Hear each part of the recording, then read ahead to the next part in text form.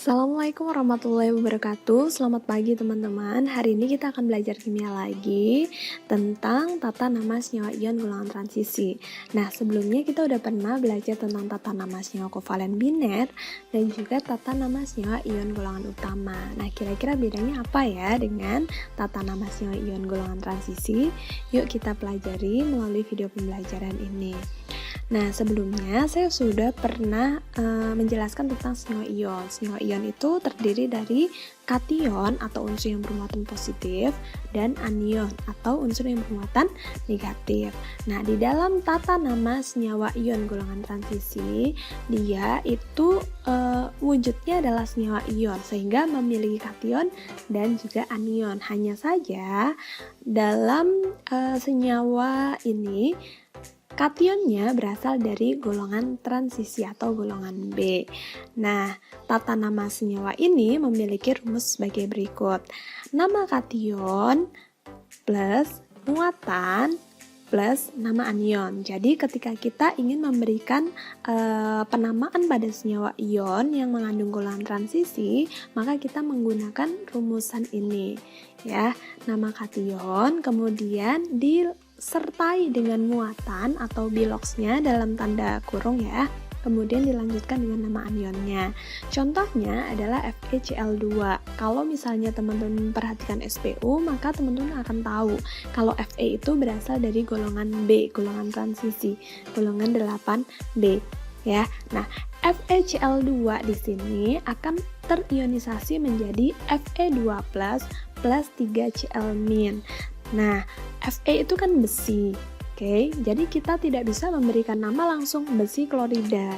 Kenapa? Karena ada beberapa ion di golongan transisi yang memiliki beberapa muatan gitu ya. Nah, maka dari itu kita kemudian memperhatikan muatan atau biloxnya. Fe ini kan biloxnya 2+ atau muatannya kan 2+. Maka kita memberikan namanya besi 2 klorida. Nama kation diikuti muatan atau bilox, diikuti dengan nama anionnya. Begitu juga dengan FeCl3 ya. FeCl3 dia sama-sama ada besi, sama-sama ada klornya ya. Tapi di sini yang membedakan apa sih? Muatannya. Nah, jadi teman-teman bisa kebayang kalau misalnya muatannya tidak dicantumkan, maka baik FeCl2 maupun FeCl3 namanya adalah besi klorida. Nah, karena di sini ada aturan tata nama senyawa ion golongan transisi, maka ini bisa membedakan penamaan antara FeCl2 dan FeCl3. Pada FeCl3 dia terionisasi menjadi Fe3+ plus 3Cl-. Nah, muatannya si Fe di situ kan 3+ ya. Nah, dari situ kita tahu kalau muatan atau biloxnya itu 3+. Jadi, kita bisa menuliskan tata nama senyawanya besi 3 klorida. Nah, jadi teman-teman bisa membedakan dengan beberapa pelajaran kita yang sebelumnya gitu ya. Nah, berikut ini adalah beberapa daftar kation transisi. Ada Fe2+, besi 2, Fe3+, besi 3, Cu+ tembaga 1, Cu2+ tembaga 2, Cr2+ krom 2, Cr3+ krom 3, Mn2+ mangan 2, Mn4+ mangan 4, Zn2+ seng 2, CO2+ kobalt 2, Ni2+ nikel 2, dan Ag+ perak 1. Nah, selain daftar kation golongan transisi tersebut, teman-teman bisa menjumpai lebih banyak daftar ion golongan transisi di buku-buku kimia. Atau teman-teman juga bisa cek SPU untuk mengetahui unsur-unsur mana saja yang termasuk golongan transisi atau golongan B. Nah, selanjutnya adalah daftar anion. Daftar anion ini sebelumnya pernah kita bahas ya. Ada daftar anion yang satu unsur dan ada daftar anion poliatomik. Nah, teman-teman bisa cek ke catatan-catatan yang sebelumnya juga. Oke, kita akan latihan ke soal-soal lagi. Nah, contohnya ada Cr2O3. Cr2O3 ini ketika terion dia bisa menjadi Cr3+ dan O2-. Teman-teman bisa perhatikan di situ Cr3+. memiliki muatan 3+ ya. Cr itu apa tadi? Krom ya. Nah, jadi namanya apa? Krom 3 karena Cr muatannya 3+. Krom 3. O2- adalah oksida. Jadi krom 3 oksida gitu ya. Kemudian Cl2 yang terion menjadi Cr2+ plus 2Cl-. Cr2+ berarti dia punya muatan 2+. Jadi namanya adalah krom 2. Cl- itu apa? Klorida. Jadi namanya adalah krom 2 klorida.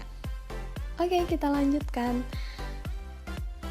Baik, kita ke contoh soal selanjutnya, tapi sebelum itu saya ingin ingatkan lagi tentang reaksi ionisasi. AXBY dia akan terion menjadi XAY+ plus YBX-.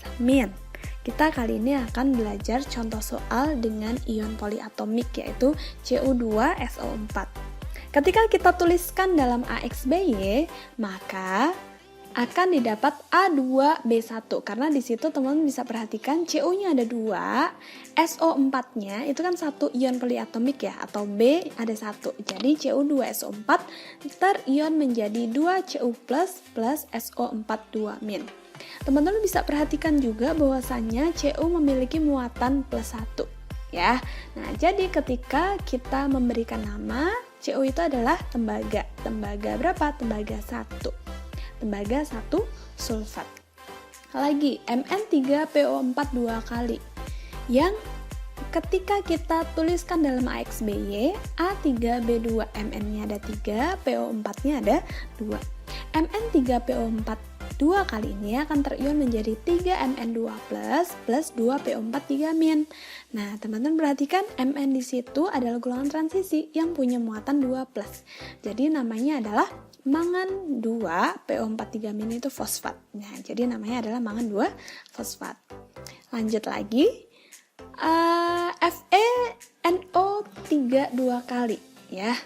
Oke, kita ionkan menjadi Fe2+ plus 2NO3-.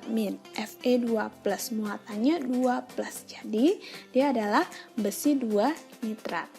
Selanjutnya FeNO3 3 kali yang terion menjadi Fe3+ plus 3NO3- ya. Nah, Fe di sini punya muatan +3 atau 3+ ya, sehingga namanya adalah besi 3 nitrat. Lanjut Cr2SO4 3 kali. Oke ya, Cr-nya ada 2, SO4-nya ada 3 nih kan. Nah, ketika terion dia akan menjadi 2Cr3+ plus 3SO4 2-. Sehingga Cr-nya memiliki muatan 3+. Jadi namanya adalah krom 3 sulfat. Oke, silakan teman-teman belajar untuk menentukan tata nama senyawa ion golongan transisi berikut ini. Semoga penjelasan Vina yang tadi bisa bermanfaat untuk teman-teman. Terima kasih.